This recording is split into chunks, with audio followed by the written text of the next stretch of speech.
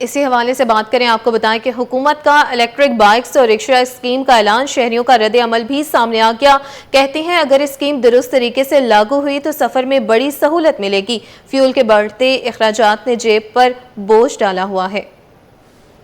हमें ज़ाहिर है दुनिया जब इलेक्ट्रिक पे ही जा रही है। आज से 8 साल पहले मैंने पढ़ा था कहीं पर कि जर्मनी ने कहा था कि हम पेट्रोल पंप 2025 में निकाल देंगे। किस वजह से जब दुनिया अब इलेक्ट्रिक पे गई तो फिर हमें भी इलेक्ट्रिक पे जाना चाहिए। मैं तो इसको बहुत अच्छा समझता हूँ। मेरे ख्याल में ये तो बहुत अच्छा कदम है। उसकी वजह यह है कि इस वक्त इस महंगाई के दौर में हम जिस तरह परेशान हो रहे हैं, पेट्रोल अफोर्ड नहीं कर पा रहे, तो इससे ये जो इलेक्ट्रॉनिक रिक्शा और बाइक का हुकूमत का हमारे इक़दाम है, पीपल्स पार्टी का, वफाक का और पीपल्स पार्टी का, तो ये हमारे लिए बहुत खुशाइन है और इससे इंशाल्लाह पब्लिक को बहुत फ़ायदा होगा। जाहिर सी बात है अगर फैसिलिटेशन होगी तो उसको अच्छा ही देखेगी वो। अगर कोई चीज़ आपको सस्ती मिलती है या उसको रजिस्टर कराने में आपको आसानी होती है तो वो आवाम के लिए अच्छी होगी। नहीं, अच्छा है, खुशाइंदही है हमारे लिए, क्योंकि महंगे पेट्रोल से कम इसको हमारे को छुटकारा मिलेगा। लेकिन होप के ये कुछ सस्ती स्कीम हो हम सब आवाम के लिए, ताकि हम इससे फ़ायदा ले सकें। सिंध में पाकिस्तान की पहली हुकूमती टैक्सी सर्विस शुरू करेगी। सिंध हुकूमत ने ईवी टैक्सी लॉन्च करने की तैयारियां तेज कर दी। सीनियर वजीर शर्जील इनाम मेमन की ज़ेर सदारत इजलास में अहम हिदायत जारी। शर्जील इनाम मेमन को जारी ट्रांसपोर्ट मंसूबों पर तफसीली ब्रीफिंग दी गई। मज़ीद जान लेते हैं हमारी नुमाइंदा अक्सा शाहिद से। जी अक्सा, बताइएगा। जी बिल्कुल, सिंध हुकूमत ने ट्रांसपोर्ट के हवाले से एक और खुशखबरी सुना दी। ईवी स्कूटी के बाद जो है वो ईवी टैक्सी तकसीम करने का सिलसिला भी शुरू कर दिया गया। हुकूमत सिंध ने पाकिस्तान में पहली बार टैक्सी सर्विस शुरू करने की और ईवी टैक्सी लॉन्च करने की जो वो तैयारियां शुरू कर दी हैं। सिंध हुकूमत की जानिब से आज जो है वो तमाम ट्रांसपोर्ट के अफसरान, जिसमें सेक्रेटरी ट्रांसपोर्ट असदामी, Sindh mass transport authority, MD Kamal Nizam और दीगर हुकाम जो वो शरीक हुए। इसमें इजलास में जो है वो हुकूमत सिंध में पहली बार अपनी टैक्सी सर्विस जो वो शुरू की जा रही है। शर्जील इनाम मेमन ने कहा कि कोशिश की जा रही है दिसंबर 2025 में ईवी टैक्सी आवाम को जो फराहम कर दी जाए। चेयरमैन बिलावल भुट्टो जरदारी इस मंसूबे में खुसूसी दिलचस्पी रखते हैं, जबकि हमने देखा कि ईवी स्कूटी की जो इनोग्रेशन मेगा तकरीब थी उसमें भी बिलावल भुट्टो जरदारी ने जो वो शिरकत की थी। इब्तदाई मरहले में आने वाली टैक्सियों में खवातीन के लिए जो वो टैक्सियां मखसूस की जा रही है। हुकूमत सिंध ने पाकिस्तान में पहली बार माहौल दोस्त ईवी बसें जो है वो खत्ते में पहली बार खवातीन के लिए पिंक बस जो है वो मुतारिफ करवाई थी, जबकि खवातीन और तुलबा के लिए पिंक स्कूटी प्रोग्राम को भी जो अवामी सतह पर जो पजेराई मिली है, जिसका सिलसिला भी जो है वो अभी जारी है। खवातीन के लिए पिंक ईवी टैक्सी के साथ साथ हुकूमत सिंध पहली ईवी जो है वो टैक्सी भी शुरू कर रही है। कराची में ट्रांसपोर्ट के मसाइल कम करने के लिए जो सिंध हुकूमत में जो है वो बेहतरी देखी जा रही है, जबकि आने वाले साल में जो वो डबल डेकर बसें भी जो वो सिंध की कराची की सड़क पर जो वो हमें नजर आएंगी। जी ठीक है, डबल डेकर बसेस भी नजर आएंगी। अक्सा शाहिद अपडेट कर रही थी, शुक्रिया।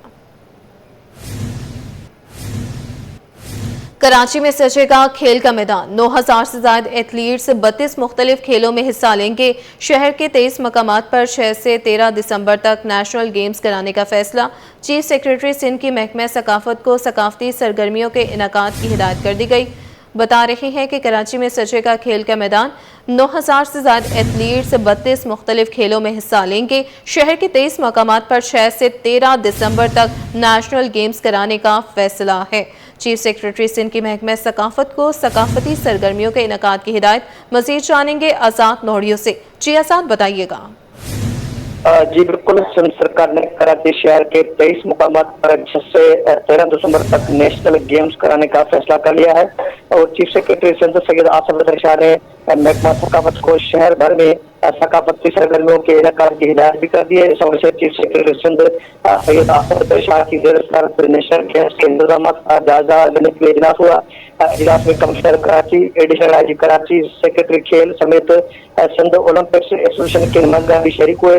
इजलास में नेशनल गेम्स 6 से 13 दिसंबर 2025 तक कराची में 23 मुकामात पर करने का फैसला किया है, जिसमें एथलीट्स 32 खेलों में हिस्सा लेने की इच्छा थी और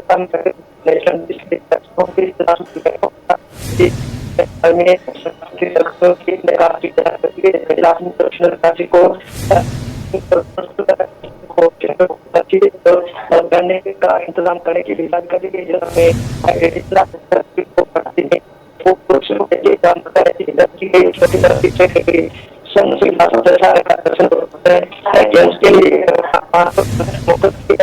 और 35वीं नेशनल गेम्स में अगर ठीक है आज़ाद नोड़ी, आप अपडेट कर रहे थे, शुक्रिया। आपको बता रहे हैं कि कराची में इस वक्त नेशनल गेम्स का इफ्तिताह होगा। 32 एथलीट्स जो हैं वो खेलों में हिस्सा लेंगे। शहर के 23 मकामात पर 6 से 13 दिसंबर तक नेशनल गेम्स भी मुनक्किद किए जाएंगे। आपको बता रहे हैं इससे मुतालिक।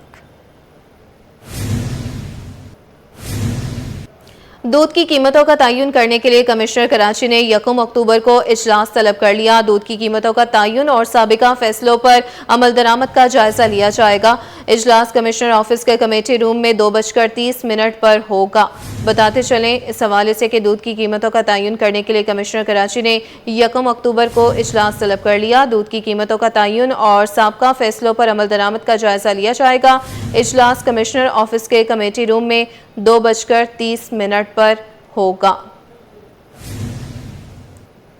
आपको बता रहे हैं कि दूध की कीमतों का तयन करने के लिए कमिश्नर कराची ने 1 अक्टूबर को इजलास तलब कर लिया।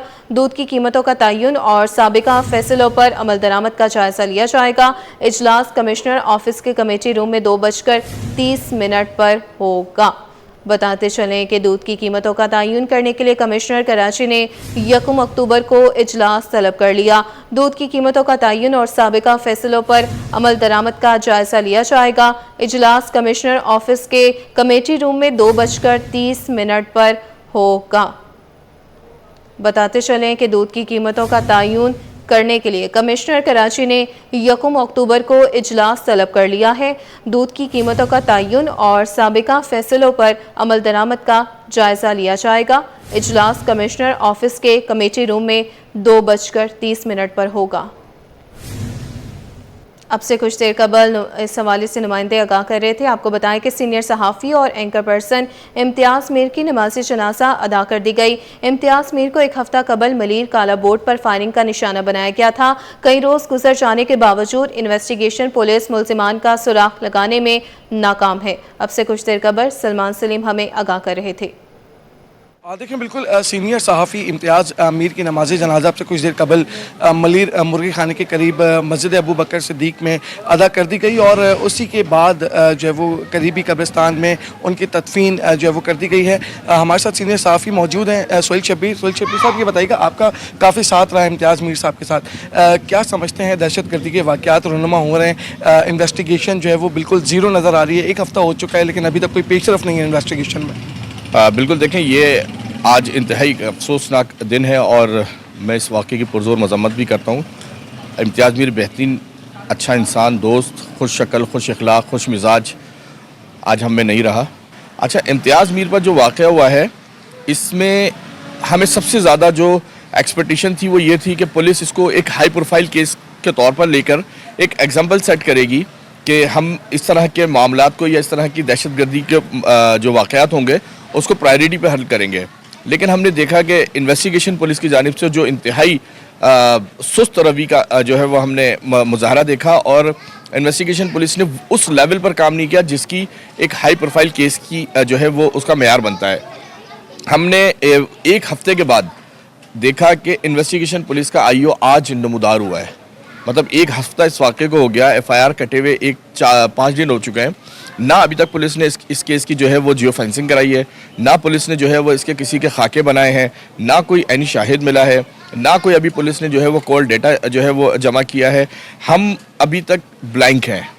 अगर ये सब चीज़ें की गई हैं, एटलीस्ट इतना तो किया जाता कि जो सीनियर लेवल की मैनेजमेंट है इदारे की उसको कम से कम जो है वो मुतला किया जाता या थोड़ी सी भी जो है वो उसके हवाले से आगाही दी जाती, लेकिन अभी तक कुछ नहीं हुआ।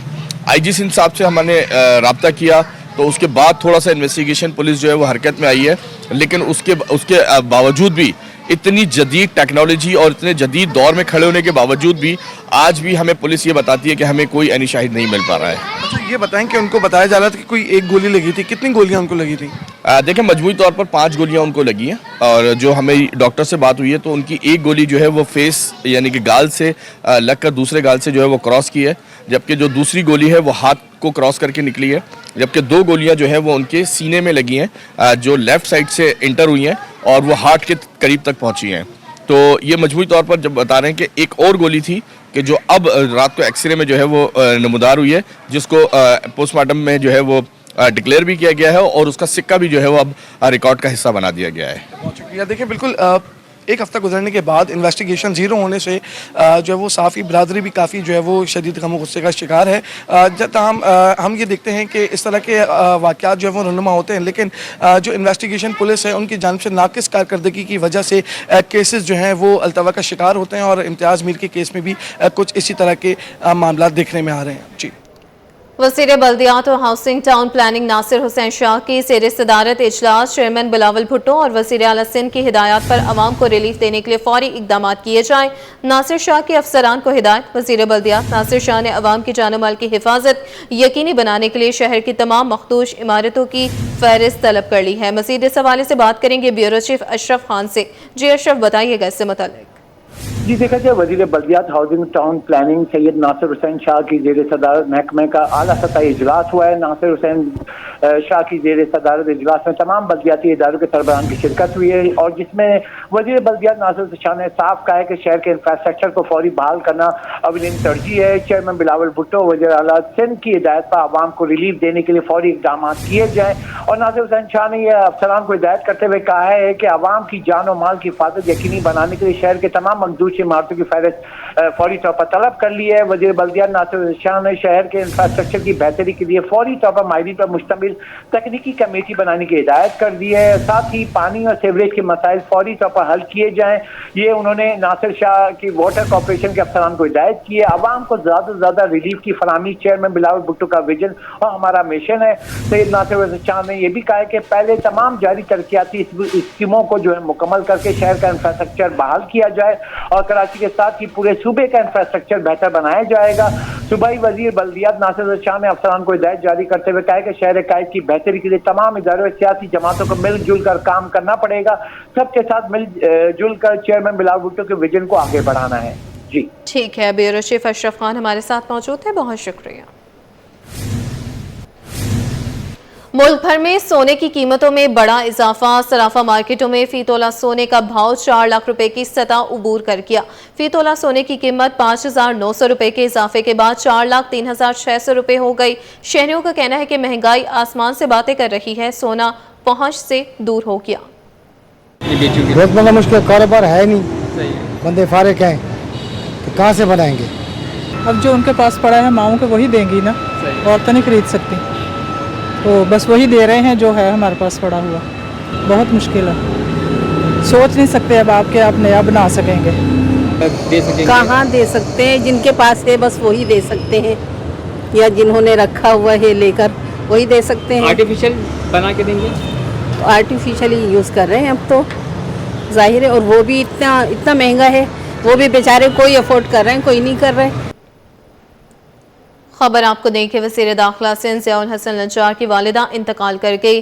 ज़िया लंजार की वालिदा ज़ियाउद्दीन अस्पताल में ज़ेर इलाज थी। मरहुमा की तदफीन का ऐलान बाद में किया जाएगा। मज़ीद जान लेते हैं आजिज़ जमाली से। जी आजिज़, बताइएगा। जी हाँ, वज़ीर दाखिला सिंध ज़ियाउल हसन लंजार की वालिदा का अब से थोड़ी देर कबल इंतकाल हुआ है और उनका इंतकाल जो है मकामी अस्पताल में हुआ है।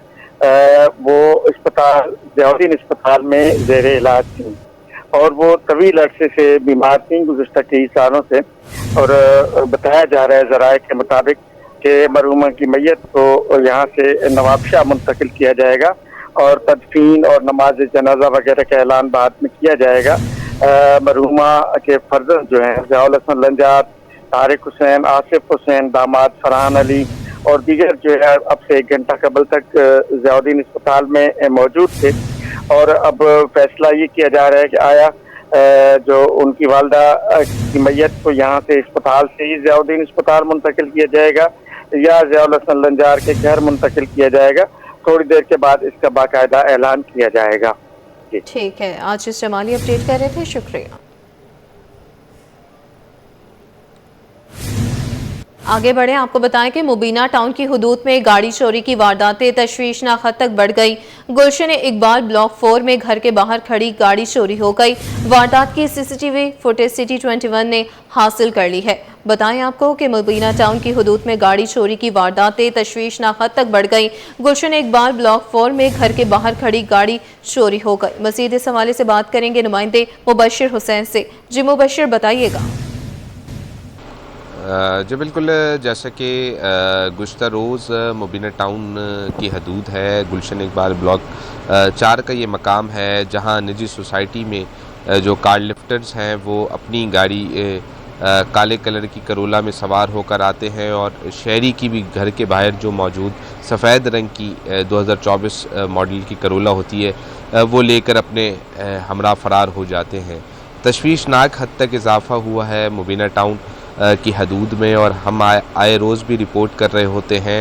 ये भी बड़ी हिकमत अमली के साथ मुल्ज़िमान आए हैं, उन्होंने गाड़ी को स्टार्ट किया है, अपनी भी गाड़ी जो है वो साथ ही उनके दाखिल हुए हैं बग़ैर खौफ व ख़तर। 2 से ज़ायद मुसल्ला ये कार लिफ्टर्स हैं जिन्होंने दूसरी सफ़ेद कलर की जो करोला थी दूसरी जानिब मुतासरा शहरी हैं, उनका कहना है कि जब मैंने जमा पूंजी से ये गाड़ी ख़रीदी थी और मैं 27 तारीख को कहीं काम से आया था, घर पर आराम कर रहा था, गुज़श्ता रोज़ घर के बाहर पर मौजूद ये गाड़ी थी जहां मुल्ज़िमान आए और बआसानी ले गए, जिसकी 2 सीसीटीवी फुटेजेस मजमूई तौर पर मंज़र आम पर आई हैं जिसमें वाज़ेह तौर पर मुल्ज़िमान को निजी सोसाइटी में दाखिल होते हुए साथ ही घर की दहलीज से वो गाड़ी चोरी करते हुए वो भी देखा जा सकता है कि किस गाड़ी में वो सवार होकर आए थे, किस तरह दूसरी गाड़ी को स्टार्ट किया।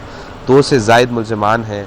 जो मुतासरा शहरी हैं ज़फ़रुल्लाह ख़ान उनका नाम मालूम होता है और उनकी मुद्दयत में ये वाक़ये का, ये वारदात का जो रिपोर्ट है ये मुबशिर मुतासरा शहरी आपके साथ अगर मौजूद है उनसे गुफ्तगू करवाइए। जी, जैसे कि मुतासरा शहरी से तहाम जो है वो मौजूद तो नहीं है, लेकिन उनसे जो हमारी बात हुई है पुलिस ज़राए की जानिब से जो हमने मौक़िफ़ जानने की कोशिश की गई है उसमें और एफ़आईआर के मतन के मुताबिक शहरी का कहना है कि मेरी वारदात हुई है जिसमें 2 से ज़ायद मुसल्ला मुल्ज़िमान आए हैं। वाक़ये का मुकदमा जो है वो दर्ज करवा लिया है। मुतासरा शहरी ज़फ़र ख़ान का मुतालबा है कि मेरी चोरी होने वाली गाड़ी को फ़ौरी जो है वो बरामद किया जाए और मुल्ज़िमान को गिरफ़्तार किया जाए। अब देखना यह है कि मुबीना टाउन पुलिस जो है वो मुतअद्दिद इसी थाने की हदूद में वारदातें हुई हैं, तहाम जो है वो एक भी उन्हीं कार लिफ्टर्स हों या स्ट्रीट क्रिमिनल्स हों मुल्ज़िमान गिरफ़्तार नहीं हुए। देखना यह है कि ये जो गुज़श्ता रोज़ वारदात की गई है मुल्ज़िमान की जानिब से, इनमें मुलव्वस मुल्ज़िमान को कब तक मुबीना टाउन पुलिस की जानिब से गिरफ़्तार किया जाता है। जी ठीक है, मुबशिर हुसैन अपडेट कर रहे थे, शुक्रिया।